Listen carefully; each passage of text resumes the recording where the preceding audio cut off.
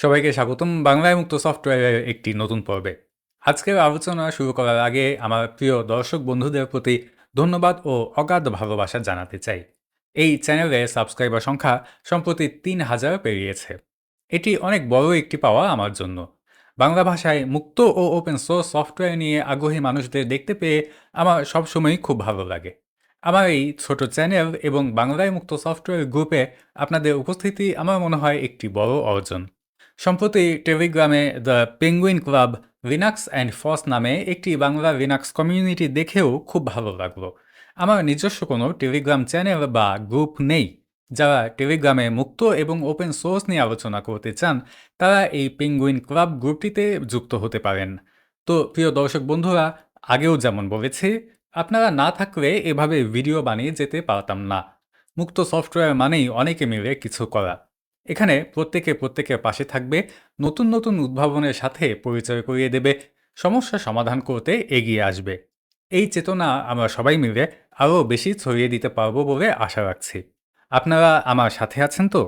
আচ্ছা, এবার তাহলে আজকের পর্ব শুরু করা যায়। আমাদের চ্যানেলে ইতোমধ্যে আমরা বেশ কয়েকটি মুক্ত অপারেটিং সিস্টেম নিয়ে জেনেছি। অপারেটিং সিস্টেমের গঠন ও আনুষঙ্গিক ব্যাপার নিয়ে আলোচনার পাশাপাশি আমরা মুক্ত GNU লিনাক্স ডিস্ট্রিবিউশন ডেবিয়ান ও ফেডোরা কিভাবে ইনস্টল ও ব্যবহার করা যায় তা দেখেছি। GNU লিনাক্সের বাইরে FreeBSD ইনস্টলেশন নিয়েও কথা হয়েছে। আমার ভিডিও নিয়মিত দর্শকেরা বোধহয় এতদিনে জানেন, এক ডিস্ট্রিবিউশন থেকে আরেক ডিস্ট্রিবিউশনে যাওয়া, যাকে বলে ডিস্ট্রো হপিং, সেই কাজটা আমি করি না। বহু বছর ধরে আমি ডেবিয়ান ব্যবহার করে অভ্যস্ত, অন্য কিছু ব্যবহারের প্রয়োজন একেবারেই বোধ করি না। তবে অনেকগুলি GNU লিনাক্স ডিস্ট্রিবিউশন আছে যেগুলিতে বেশ কিছু অভিনব বৈশিষ্ট্য দেখা যায়। এগুলি নিয়ে আমার প্রায়ই কৌতূহল কাজ করে। এদের কোনোটি ইনস্টল ও ব্যবহার করা অনেক বেশি সহজ, যেমন উবুন্টু, মিন্ট বা ফেডোরা। কিছু কিছু ডিস্ট্রিবিউশন আবার কঠিন বলে বিবেচিত। নিয়মিত কাজে এরকম একটা ডিস্ট্রিবিউশন ব্যবহার করতে পারাটাও একটা সম্মানের কাজ বলে মনে করা হয়। তো এরকম কঠিন খেতাব পাওয়া ডিস্ট্রিবিউশনগুলির মধ্যে সবচেয়ে বেশি পরিচিত হলো আর্চ লিনাক্স। ডিস্ট্রো হপিংয়ের অভ্যেস না থাকলেও অনেকের মুখে আর্চ লিনাক্সের কথা শুনে ডিস্ট্রিবিউশনটি নিয়ে আমার বেশ কবার আগ্রহ জন্মেছে। ২০০২ সালে আত্মপ্রকাশ করা আর্চ লিনাক্স তৈরি করেছেন জাড ভিনেট। অন্যান্য অনেকগুলি GNU লিনাক্স ডিস্ট্রিবিউশন যখন ব্যবহারকারী বান্ধব হবার চেষ্টা করছে, সেই সময়ে আর্চ তৈরির উদ্দেশ্য ছিল মিনিমালিস্ট একটি অপারেটিং সিস্টেম তৈরি। এর কেন্দ্রে আছে আর্চের নিজস্ব প্যাকম্যান প্যাকেজ ম্যানেজার। আর্চ লিনাক্সের একটি অন্যতম বিশেষত্ব হল এর নির্দিষ্ট কোনো ভার্সন নেই। এটি একটি পূর্ণাঙ্গ রোলিং রিলিজ ডিস্ট্রিবিউশন। কার্নেল থেকে শুরু করে টেক্সট এডিটর, যে কোনো প্যাকেজের নতুন ভার্সন আসা মাত্রই সেটি আর্চ লিনাক্সে নতুন আপডেট হিসেবে চলে আসে। এজন্য নির্দিষ্ট সময় পর পর আস্ত সিস্টেম নতুন করে প্রকাশের প্রয়োজন হয় না। তবে আর্চ লিনাক্সের ইনস্টলেশন বলা যায় অত্যন্ত কুখ্যাত। অনেকেই আগ্রহ থাকা সত্ত্বেও আর্চ ইনস্টল করতে গিয়ে ফিরে আসেন, এরকম ঘটনা ঘটেছে। ইউটিউবেও কিছু দর্শক আর্চ ইনস্টলেশন প্রক্রিয়া দেখানোর অনুরোধ জানিয়েছেন। সেই সাথে আমার ব্যক্তিগত একটা কৌতূহল তো ছিলই। আসলে কি আছে এই অপারেটিং সিস্টেমে? এই ২০২৬ সালে এসেও কি আর্চ ইনস্টল করা খুব কঠিন? আর ইনস্টলেশনের পর এই অপারেটিং সিস্টেম ব্যবহার করতেই বা কেমন? চলুন তবে এই ব্যাপারগুলি একে একে দেখা যাক। আমি আশা করি যেসব ব্যবহারকারী আর্চ ইনস্টল নিয়ে দ্বিধাদ্বন্দ্বে আছেন, ভিডিওটি তাদের কাজে লাগবে।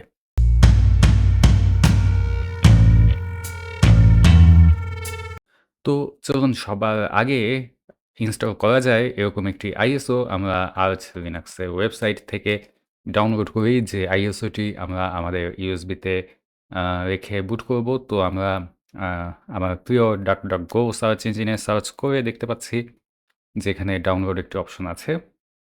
ইউএসবি ফ্ল্যাশ ড্রাইভ, এখানে বোধহয় নির্দেশনা পাওয়া যাবে।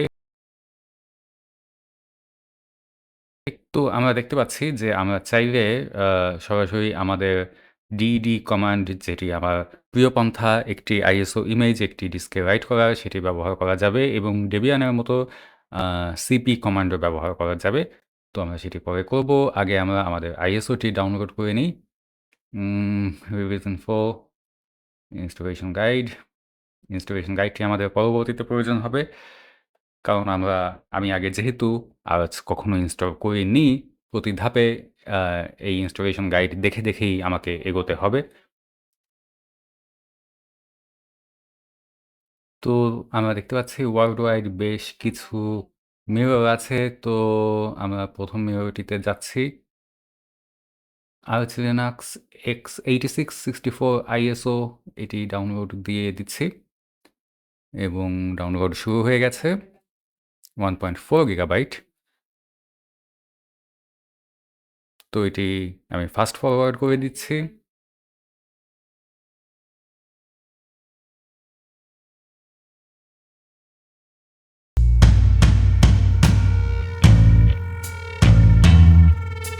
তো আমরা এখন আমাদের সদ্য প্রস্তুত করা ইউএসবি ড্রাইভটি আমাদের কম্পিউটারে রেখে, যেখানে আমরা Arch Linux ইনস্টল করব, সেখানে রেখে আমরা কম্পিউটারটি অন করে দিচ্ছি এবং কম্পিউটারটির বুট মেনু, যেটি এই কম্পিউটারে F11 প্রেস করে আমরা খুব দ্রুত F11 প্রেস করে কম্পিউটারটির বুট মেনু আমরা এটাতে চলে আসব এবং আমরা এসে গেছি এবং অ্যারো কিয়ের মাধ্যমে আমরা যেভাবে ডেবিয়ান ইনস্টলের সময় দেখেছিলাম, আমরা স্পেসিফিক স্টোরেজ ডিভাইস, এটি আমাদের ইউএসবি ড্রাইভ যেখানে Arch Linux ইনস্টলার আছে, সেখান থেকে আমাদেরকে বুট করতে হবে। কাজেই আমি এন্টার দিয়ে দিচ্ছি।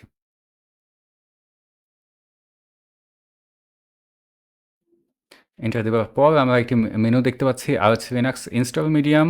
হ্যাঁ, এন্টার।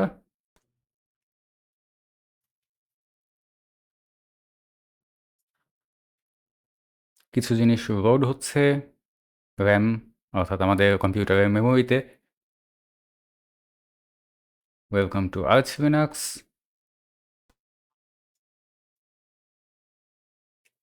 আমরা একটি রুট প্রম্পট দেখতে পাচ্ছি, যেহেতু এটি একটি লাইভ মিডিয়া।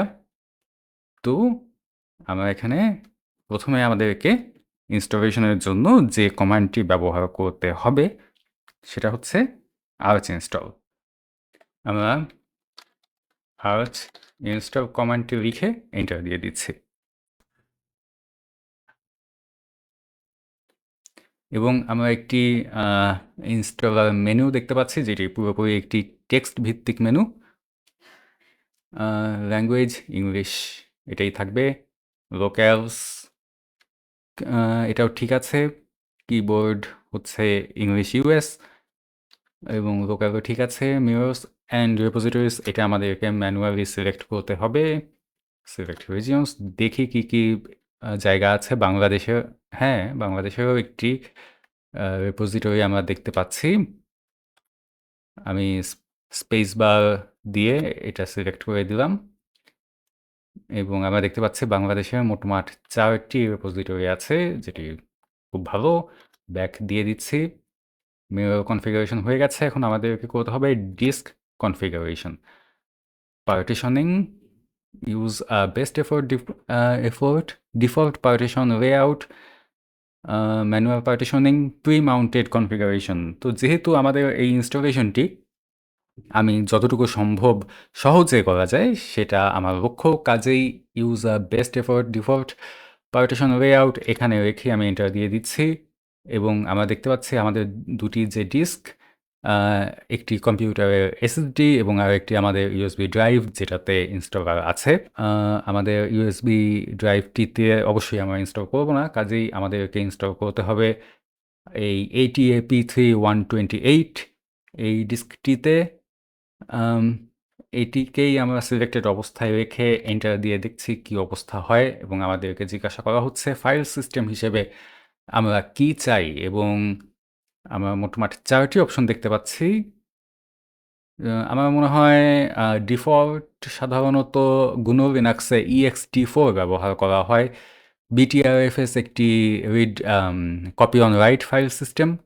আমি ব্যক্তিগতভাবে সবসময় সাধারণত XFS ব্যবহার করি, তাই আপনারা আমার মনে হয় এইখানে এই 4টির যেকোনো একটি ব্যবহার করতে পারবেন। একটা জিনিস মনে রাখা ভালো যে এই শেষের অপশনটি F2FS এটি অনেক GNU Linux distribution by default তাদের ইনস্টলারের সাথে দেয় না, কিন্তু এটিকে বলা হয় ফ্ল্যাশ ফ্রেন্ডলি ফাইল সিস্টেম এবং এই ফ্ল্যাশ ফ্রেন্ডলি ফাইল সিস্টেমটি আসলেই ফ্ল্যাশ অর্থাৎ বিভিন্ন এসএসডি বা এনভিএমই ডিস্কের জন্য বেশি উপযোগী। তবে এতে একটা সমস্যা হলো এতে কোনো জার্নালিং নেই। কাজেই কোনো কারণে ডিস্কে যদি কোনো সমস্যা হয় তাহলে পুরনো তথ্য রিকভার করতে অনেক সময় সমস্যা হতে পারে। তো আমি আমার প্রিয় ফাইল সিস্টেম XFS এ রেখে এন্টার দিয়ে দিচ্ছি। Would you like to create a separate partition for home? No. তো আমরা এটাকে এই অবস্থায় রেখে আমরা LVM disk encryption এগুলো কোনোটাতেই যাচ্ছি না। আমরা ব্যাকে দিয়ে দিচ্ছি। Configuration type use a best effort default partition layout। ঠিক আছে? Swap on ZRAM enabled। Okay, bootloader সিস্টেমটি এটি একটি নতুন বুটলোডার। এটি আমি এর আগে কখনো ব্যবহার করিনি। UKI এটাও আসলে কি এ সম্পর্কে আমার কোনো ধারণা নেই। তবে এগুলোকে আমি ডিফল্ট অবস্থাতে রেখেই নিচের অপশনটায় চলে আসছি। কার্নেল লিনাক্স, এখানে কি লিনাক্স ছাড়া অন্য কোনো কার্নেল আছে? হ্যাঁ, লিনাক্স হার্ডেন্ড, লিনাক্স LTS এবং লিনাক্স জেন। আমি এটাকে লিনাক্সেই রাখবো। হোস্ট নেম আর্চ লিনাক্স, ঠিক আছে। অথেন্টিকেশন, ওকে। রুট পাসওয়ার্ডটা আমরা এখানে সেট করে দেব। অনলি ASCII ক্যারেক্টার্স আর সাপোর্টেড। রুট পাসওয়ার্ডটি আমাদের খুবই সাবধানে ব্যবহার করতে হবে, দিতে হবে এখানে, কারণ এটি ভুলে গেলে এই সিস্টেম কখনো আর রিকভার করা সম্ভব হবে না। আমি পাসওয়ার্ডটি দ্বিতীয়বার টাইপ করে কনফার্ম করে দিলাম। এরপর আমার একটি ইউজার অ্যাকাউন্ট তৈরি করে নিই। অ্যাড ইউজার নেম, আমার ইউজার নেম একটাই, জয় পাসওয়ার্ড, আমি আমার ইউজার পাসওয়ার্ড দিয়ে দিচ্ছি। এটাও আমাদেরকে অবশ্যই খুবই সাবধানে মনে রাখতে হবে। Should I be a super user sudo? হ্যাঁ, আমি চাইবো। User name, password, sudo, groups. আপাতত এখানে কোনো গ্রুপ আমি দেখতে পাচ্ছি না, তাই আপাতত এটার প্রয়োজনও নেই। যদি প্রয়োজন হয় আমি এই জয় ইউজারকে পরবর্তীতে কোনো গ্রুপে অ্যাড করতে পারবো। Confirm and exit.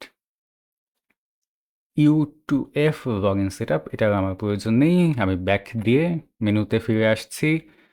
প্রোফাইল কি আছে এটার মধ্যে দেখা যাক। টাইপ, আচ্ছা, আমাদের ইনস্টলেশনটা কীরকম হবে এটা আমাদেরকে জিজ্ঞাসা করা হচ্ছে। তো আমি ডেস্কটপ দিয়ে দিচ্ছি। আমাদের বেশিরভাগ ব্যবহারকারী যেহেতু সাধারণত ডেস্কটপ হিসেবেই তাদের কম্পিউটার ব্যবহার করে থাকেন। Environment type window manager. আমরা এই বাম দিকে বেশ কয়েকটি উইন্ডো ম্যানেজার বা ডেস্কটপ এনভায়রনমেন্টের অপশন দেখতে পাচ্ছি। সাধারণত যেগুলি অন্য ডেস্কটপে এভাবে দেখা যায় না, যেমন আমরা Xmonad এবং এনলাইটেনমেন্টের মতো অপশনও দেখতে পাচ্ছি। সাধারণত সবসময় আমি GNOME ব্যবহার করে থাকি, তবে আপাতত এই ইনস্টলেশনের সময় আমি KDE-তে চলে যাচ্ছি। কেননা আমাকে বেশ কিছু ব্যবহারকারী বলেছেন যে আর্চ লিনাক্সের মতো একটি রোলিং ডিস্ট্রিবিউশনে KDE ব্যবহার করা অনেক সুবিধাজনক, কারণ KDE খুব দ্রুত একটি ডেভেলপ হয়ে থাকে, অনেক নতুন নতুন সংযোজন এতে যুক্ত হয়। কাজেই আমাদের এই ডেস্কটপটি হবে KDE প্লাজমা। এটি স্পেস বার দিয়ে সিলেক্ট করে আমরা এন্টার দিলাম। Selected profiles KDE plasma, installed packages, কী কী প্যাকেজ ইনস্টল হবে সেটা একটা ছোটোখাটো ওভারভিউ আমরা দেখতে পাচ্ছি। গ্রাফিক্স ড্রাইভার্স কী কী থাকবে, আমার আসলে শুধু প্রয়োজন এটি একটি AMD রেডিয়ন কম্পিউটার, কাজেই এখানে রিভিএ মেসা ড্রাইভার থাকলে হবে। ভালকান রেডিয়ন, হ্যাঁ এটাও থাকলে আমার হবে। এবং গুইটারের মধ্যে আমরা দেখতে পাচ্ছি SDDM, ঠিক আছে, আমরা ব্যাক দিয়ে দিচ্ছি। অ্যাপ্লিকেশনসে দেখা যাক কী কী আছে। Bluetooth, audio print service, Bluetooth এই কম্পিউটারে নেই, কাজেই সেটাও আসলে প্রয়োজনীয় না। আমরা অডিও সার্ভার হিসেবে সিলেক্ট করব পাইপওয়্যার। প্রিন্ট সার্ভিসের আমার আসলে প্রয়োজন নেই, কাজেই আমি ব্যাক দিয়ে দিচ্ছি। যাদের প্রয়োজন হবে তারা প্রিন্ট সার্ভিস সিলেক্ট করতে পারবেন আগে ওই মেনুটি থেকে। Network configuration, copy ISO network configuration to installation, অর্থাৎ আমরা যেভাবে এই ISO-তে ইন্টারনেট ব্যবহার করেছি সেটাই আমরা ব্যবহার করব কি না আবার বলা হচ্ছে ম্যানুয়াল কনফিগারেশন এবং use network manager default backend. Okay, আমরা এটাকে রেখে এই মেনু থেকে বেরিয়ে এসে অ্যাডিশনাল প্যাকেজেস দেখি কি কি আছে। রিপোজিটরিজ, এক্সট্রা কোর, লোডিং প্যাকেজেস। আমরা এখানে মনে হয় আর যে যতগুলি প্যাকেজ আছে সবগুলি এসে গেছে। এটা একটা বিশাল অবস্থা। তো এখান থেকে বের হয়ে আসি এসকেপের মাধ্যমে। আমরা পরবর্তীতে আমাদের প্রয়োজন মাফিক প্যাকেজ ইনস্টল করে নেব। আপাতত আমাদের কেডি ইনস্টল হলেই হবে। আর বিভিন্ন ফার্মওয়্যার বা গ্রাফিক্স ড্রাইভার এছাড়া আমাদের আপাতত কিছু প্রয়োজন নেই। টাইম জোনটা ঠিক করে নিই। আমাদের যেহেতু টাইম জোন হচ্ছে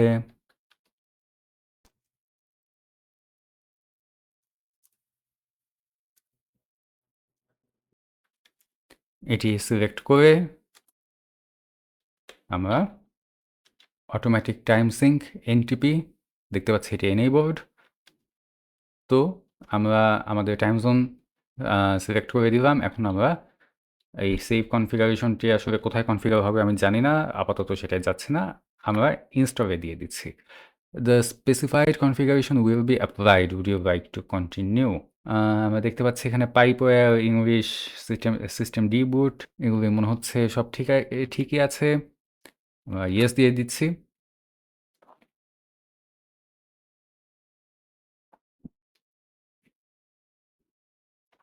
আমরা দেখতে পাচ্ছি আমাদের ডিস্কের লেআউটটি ওয়াইপ হয়ে গিয়ে ইনস্টলেশন সম্পন্ন হচ্ছে। এই প্যাকেজগুলি ইনস্টল হবে এবং আমরা দেখতে পাচ্ছি আসলে বেশ দ্রুত গতিতে ইনস্টল হচ্ছে। একটি স্থানীয় সার্ভার সিলেক্ট করার কারণে বোধহয় আমরা বেশ ভালো পরিমাণে গতি পাচ্ছি, যেটা আসলে বেশ ভালো ব্যাপার।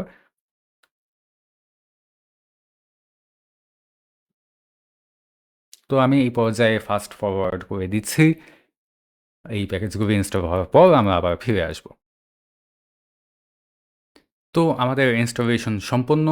এই প্রক্রিয়ায় আমাকে আসলে খুবই কম কাজ করতে হয়েছে। একবার ডিস্ক লেআউট এবং প্যাকেজ সিলেক্ট করে দেওয়ার পর আসলে আমাকে বিশেষ কিছু করতে হয়নি। Installation completed in 8 minute 50 seconds. What would you like to do next? Exit out, install, reboot system.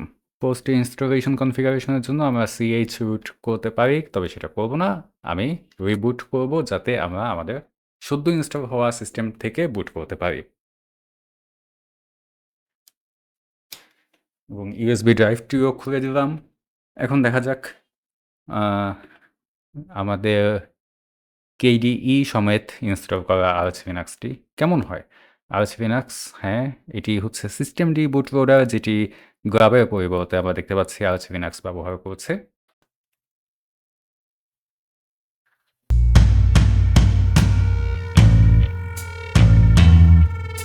এবং আমরা এসডিডিএম এটা এসে গেছি এবং আমরা সেশন টাইপ দেখতে পাচ্ছি প্লাজমা ওয়েব্যান্ড লেআউট ইউএস। আমি আমার পাসওয়ার্ড দিয়ে দিচ্ছি।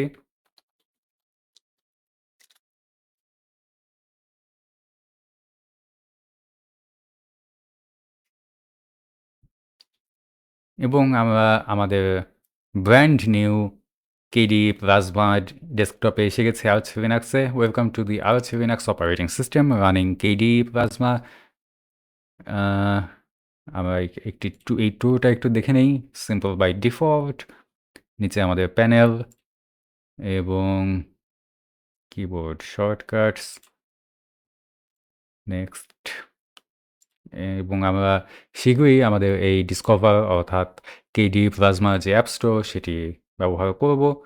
তার আগে আমরা এই যে এখানে ডিসকভার দেখতে পাচ্ছি, তার আগে আমরা আমাদের ফাইল ম্যানেজারে গিয়ে দেখে নিই অবস্থাটা কীরকম। বেশ সুন্দর অবস্থা।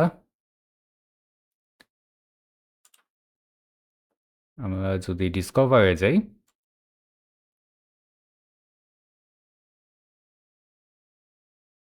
আমরা দেখতে পাচ্ছি আপডেটস 0, কিন্তু যেহেতু এটি আর্চ লিনাক্স হয়তো আগামীকালকেই দেখা যাবে বেশ অনেকগুলো আপডেট এসে বসে আছে, কেননা এটি একটি রোলিং ডিস্ট্রিবিউশন এবং কোনো নতুন প্যাকেজ বের হওয়া মাত্রই সেটা নতুন ভার্সন এসে যায়।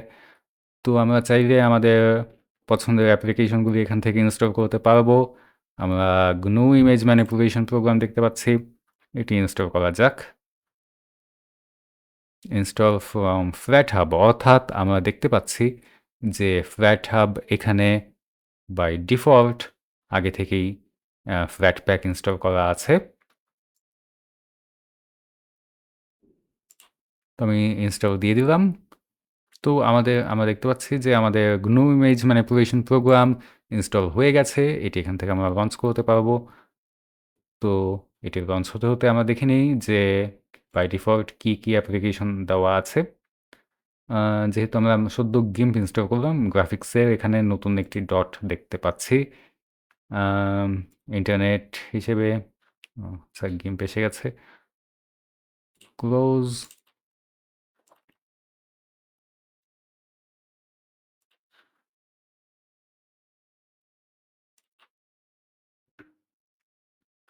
আমরা দেখতে পেলাম GIMP ঠিকঠাক মতো ইনস্টল হয়েছে। আপাতত এটা ক্লোজ করে দিচ্ছি।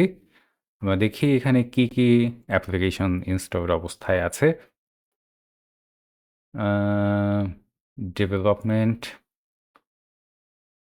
কিউটির কয়েকটি অ্যাপ, গ্রাফিক্স GIMP যেটি আমরা এইমাত্র ইনস্টল করলাম। ইন্টারনেটের মধ্যে আমরা দেখতে পাচ্ছি যে কোনো ওয়েব ব্রাউজার আসলে নেই, কিন্তু আমরা সেটা আমাদের এই ডিসকভার অ্যাপটি থেকে খুব সহজেই ইনস্টল করে নিতে পারবো। ইউটিলিটিসের মধ্যে আমরা দেখতে পাচ্ছি টেক্সট এডিটর এবং আরও কিছু জিনিসপত্র আছে। তো আমরা একটি ওয়েব ব্রাউজার যদি ইনস্টল করতে চাই, তাহলে আমরা ডিসকভারে আবার গিয়ে আমরা এখান থেকে ইন্টারনেট, বেশ কয়েকটি এসে গেছে। এর মধ্যে ওয়েব ব্রাউজার সাব ক্যাটাগরিতে গিয়ে আমরা আমাদের পছন্দ মতো ব্রাউজার ইনস্টল করতে পারবো। তো এই ফ্যালকন ব্রাউজারটি KDE নিজস্ব ব্রাউজার, এটিও আমরা চাইলে ইনস্টল করতে পারবো। আমরা যেটা করব সেটা হচ্ছে সার্চ ইন ওয়েব ব্রাউজার্স, আমার প্রিয় ক্রোমিয়াম যে ব্রাউজার সেটি দেখা যাক আমরা খুঁজে পাই কি না। হ্যাঁ, আমরা ফ্ল্যাটপ্যাক থেকে দেখতে পাচ্ছি ক্রোমিয়াম ব্রাউজারটি আছে, এটি আমরা ইনস্টল দিয়ে দিচ্ছি। তো তার মানে আমরা দেখলাম যে আর্চ ইনস্টল নিয়ে আমরা যেরকম ভয়ভীতি আমাদেরকে দেখানো হয়ে থাকে, আসলে এতটা ভয়ের কিছু নয়। আমরা বেশ সহজেই 9 মিনিট এরকমের মধ্যে বেশ সহজেই পূর্ণাঙ্গ ডেস্কটপ সমেত একটি আর্চ লিনাক্স ইনস্টল সম্পন্ন করলাম, যেটা করতে আমাদের মোটেই তেমন কষ্ট হয়নি।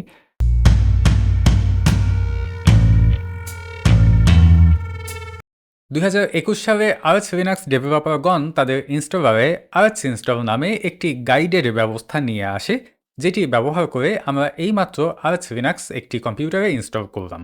এই আর্চ ইনস্টল স্ক্রিপ্ট থাকার কারণে কিছু জিনিস নির্ধারণ করে দেওয়া ছাড়া আমাকে আর কিছুই করতে হয়নি।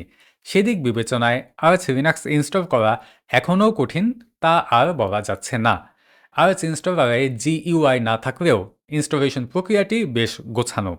এর আগে পুরোপুরি টেক্সট ভিত্তিক FreeBSD ইনস্টলারও আমরা দেখেছি।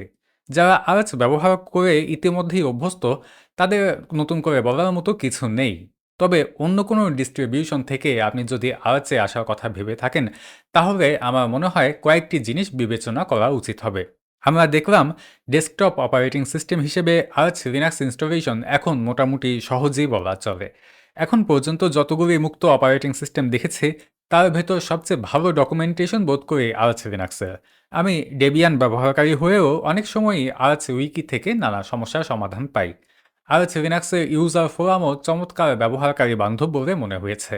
কাজেই ডকুমেন্ট পড়তে অনীহা না থাকলে এবং কোনো সমস্যা হলে আর্চ ফোরামে সেটা নিয়ে লেখার মানসিকতা আপনার যদি থাকে, আর্চ ব্যবহার করতে আমার মনে হয় কোনো সমস্যা নেই তেমন একটা। তবে আর্চ যেহেতু পুরোপুরি একটি রোলিং রিলিজ, কোনো আপডেট এসে আপনার কম্পিউটার অকেজো হয়ে পড়েছে এরকম একটা সম্ভাবনা রয়েই যায়। এই জিনিসটা বিশেষভাবে মাথায় রাখা জরুরি। কাজেই আর্চ যদি প্রাথমিকভাবে পরীক্ষা করে দেখতে চান, সেটা আপনার মূল কাজের কম্পিউটারে না করাই ভালো হবে বলে আমার মনে হয়। যদিও ইনস্টলেশন ও ডেস্কটপ ব্যবহার অনেকটাই এখন সহজ হয়ে গিয়েছে, উইন্ডোজ বা ম্যাকওয়েস থেকে এসেছেন এরকম একেবারে নতুন ব্যবহারকারীদের আমি এখনও আর্চ লিনাক্স ব্যবহারের পরামর্শ দেব না। এখানে অনেক সমস্যাই আপনাকে টার্মিনালে কমান্ড রেখে সমাধান করতে হতে পারে। কাজেই GNU লিনাক্স নিয়ে মাঝারি থেকে উঁচু অভিজ্ঞতা আছে এরকম ব্যবহারকারীদের জন্যই আর্চ বেশি উপযুক্ত। অনেকের এরকম হার্ডওয়্যার যন্ত্রাংশ থাকে যেগুলি নতুন নতুন কার্নেল বা ড্রাইভার আপডেট আসার পর আরও বেশি কর্মক্ষম হয়। সেক্ষেত্রে আর্চের মতো একটি রোলিং রিলিজ পন্থা বেশ কার্যকর। তবে হার্ডওয়্যার প্রসঙ্গে এটা বলে রাখা ভালো, কেবলমাত্র 64 বিট x86 ছাড়া আর্চ লিনাক্স আরও কোনো সিপিইউ আর্কিটেকচার অফিসিয়ালি সমর্থন করে না। এজন্য অন্য আর্কিটেকচারের ব্যবহারের জন্য ডেবিয়ান বা অন্য কোনো GNU লিনাক্স ডিস্ট্রিবিউশনই ভরসা। প্যাকেজ ম্যানেজমেন্টেও আর্চের কিছু ব্যাপার আছে যেগুলি একটু অন্যরকম। KDE ডেস্কটপে ডিসকভার অ্যাপে আমরা দেখলাম শুধুমাত্র ফ্ল্যাটপ্যাক প্যাকেজগুলি পাওয়া যাচ্ছে। আর্চের নিজস্ব রেপোজিটরি থেকে প্রোগ্রাম ইনস্টল করতে হলে কমান্ড লাইনই ব্যবহার করতে হয়। হয়তো কিছু কনফিগারেশনের পর এটা পরিবর্তন করা যাবে, তবে ব্যাপারটা আমার কাছে নতুন ব্যবহারকারীদের জন্য একটু অসুবিধাজনক মনে হয়েছে। এছাড়া নিজস্ব রেপোজিটরি ছাড়াও আর্চ ইউজার রেপোজিটরি বা AUR নামে একটি ব্যবস্থা আছে, যাতে আনঅফিসিয়ালি সমর্থিত বেশ কিছু প্যাকেজ পাওয়া যায়। তবে অফিসিয়াল রেপোজিটরির মতো নিরাপত্তা AUR এ নেই। এমনিতে আর্চ লিনাক্সে প্যাকেজ সংখ্যা বিশাল হলেও ওয়েফায়ার কম্পোজিটরের মতো প্রোগ্রাম এখনও শুধুমাত্র AUR এ পাওয়া যায়। তো সব মিলিয়ে মনে হলো লিনাক্স ফ্রম স্ক্র্যাচ বা জেন্টু লিনাক্স এর মতো ডিস্ট্রিবিউশনগুলি ইনস্টল ও ব্যবহার করার চাইতে আর্চ লিনাক্স অনেকটাই আরামদায়ক। আবার উবুন্টু বা ফেডোরার চাইতে আপনার সার্বিক সিস্টেমে আরেকটু বেশি নিয়ন্ত্রণ পাওয়া সম্ভব আর্চ লিনাক্সে। অনেকে বলতে পারেন, আর্চ লিনাক্স ইনস্টলের সময় আমি আর্চ ইনস্টল স্ক্রিপ্ট ব্যবহার না করে প্রথাগত ইনস্টলেশনের প্রক্রিয়ায় গেলে সেটা আরও বেশি জটিল হতো। কিন্তু সেই কথা ডেবিয়ানের ইনস্টলেশনের ক্ষেত্রেও খাটে, কেননা ডেবিয়ানে ডিফল্ট ইনস্টলেশন পন্থার সাথেই অতি জটিল উপায়ে হাতে ধরে প্রতিটি জিনিস নিজে তৈরি করে অপারেটিং সিস্টেম ইনস্টলের উপায়ও দেওয়া থাকে। তবে আর্চ নিয়ে আগ্রহীরা এখন নিঃসন্দেহে আগের চাইতে অনেক সহজে এই অভিনব GNU লিনাক্স ডিস্ট্রিবিউশনটি পরীক্ষা করে দেখতে পারেন। আর্চ নিয়ে আপনাদের মতামত জানান। আর আমার চ্যানেলে নতুন এসে থাকলে সাবস্ক্রাইব করার অনুরোধ রইল। সবাইকে ধন্যবাদ।